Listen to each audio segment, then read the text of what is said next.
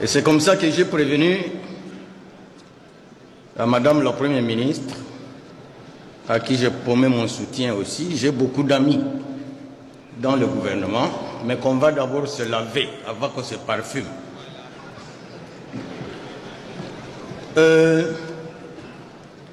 Excellence, Madame la Première ministre, j'ai attentivement lu votre programme et je vous ai suivi attentivement.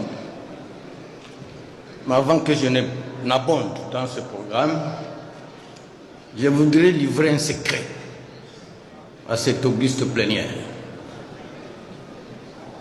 Que ce pays a une chance extraordinaire. Il a 4 couches sociales linguistiques et toutes ces couches sociales linguistiques ont déjà toutes, chacun eu un président de la République. Kassavou pour les Bakongo, Mobutu pour les Bangala, Mouzé et Kabila Joseph pour les Baswahili et aujourd'hui Félix Antoine Tshisekedi.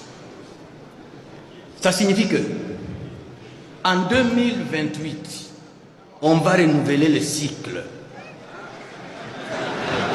En 2028, on va renouveler le cycle.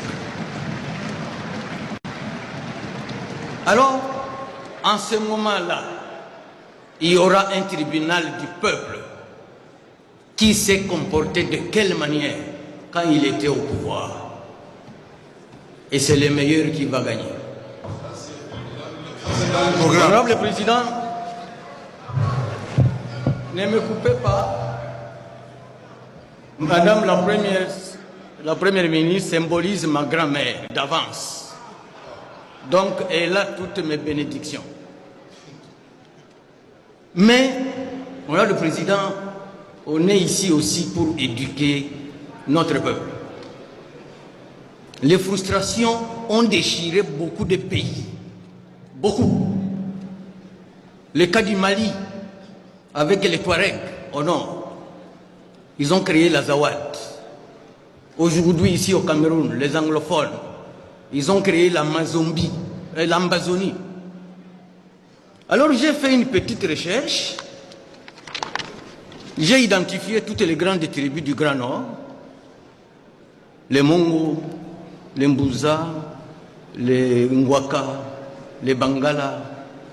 Je retrouve que tous sont représentés dans ce gouvernement. Tous. Ils sont là. Mais quand je descends chez moi, je ne vois aucun Mourega, aucun Moufoulirou, aucun Moubembe. Je me pose la question, qu'est-ce que nous faisons encore partie de ce pays? Je crois que mon message est passé. Mais il y a quelqu'un dans la salle qui m'a apaisé.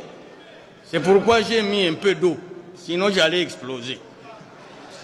Alors, je voudrais parler du programme du gouvernement. Madame, ceux qui sont à Rutshuru, à Massissi, à Minembwe et ailleurs, qui vous ont suivi, ils n'ont pas cru que ce pays est en guerre. Parce que si on ne parle pas du Rwanda ici, on ne parle pas de Kagame ici, c'est que nous avons un seul œil. Mais si on en a deux, c'est la première solution à résoudre. Mettre fin à la guerre, la gagner et au besoin fermer les frontières avec ce pays. On ne fera jamais rien tant que nous sommes occupés, tant qu'on nous tue par milliers et Kinshasa ne bouge pas le doigt. Dieu merci, j'ai vu mon ami Kabongo, Moulianvita qui est devenu VPM à la Défense, c'est un grand ami à moi, on va vous accompagner. On va vous accompagner. Donc, nous voulons que la guerre soit considérée par notre gouvernement comme la priorité des priorités. La sécurisation du territoire national. Nous voulons que les militaires au front aient un traitement spécial. Sans motivation, ils ne feront pas de guerre. Où est l'argent du cobalt? Où est l'argent du cuivre? Au village, honorable président, quand on connaît déjà les sorciers, ils deviennent vulnérables. Alors les gens ne savent pas quel est le sorcier de notre pays. C'est l'Union européenne. C'est l'Union européenne.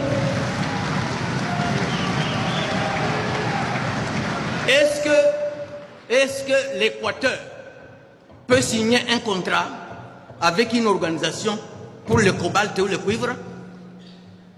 L'Équateur a du cuivre? C'est dans le programme. Je vais y aller, président. Je dis qu'un peu, c'est ça mon rôle aussi. Donc l'Équateur ne peut pas signer un contrat du cuivre ou du cobalt. Le Kivu ne peut pas signer un contrat pour le caoutchouc. Comment l'Union européenne signe avec le Rwanda, qui ne produit que le café et le thé pour l'exploitation des minéraux? Et nous nous taisons, comme si c'était un fait banal, anodin.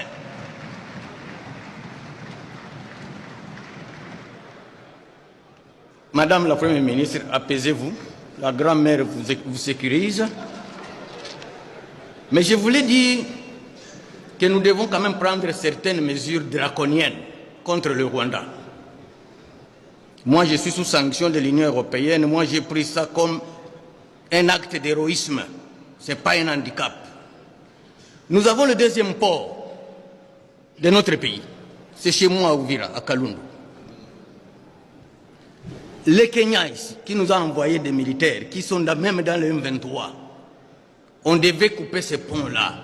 On devait se rattacher à l'océan Indien à partir de Dar es Salaam.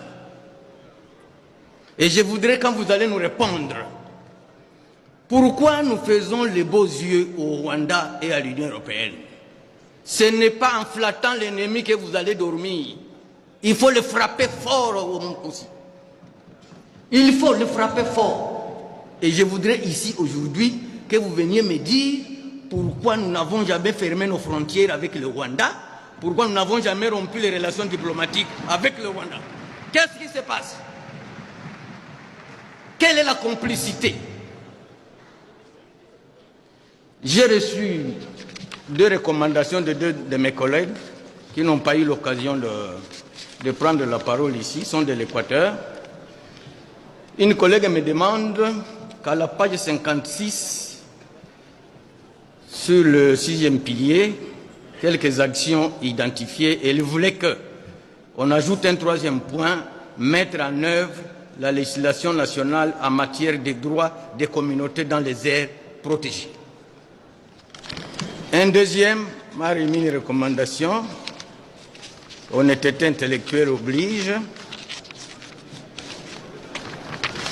que au 3e pilier, à son point 3, je crois, sur la connectivité sur les zones, sur l'axe Zongo, Libenge et la route nationale numéro 6, sur l'axe Boyabou, Gemena, Akula, Lissala, Bumba, Bunduki, c'est l'axe de la province de la Mongala. Ces routes n'ont jamais été réhabilitées. Je vous remercie, Madame la Première ministre, et je souhaite excellente investiture à votre gouvernement. Merci.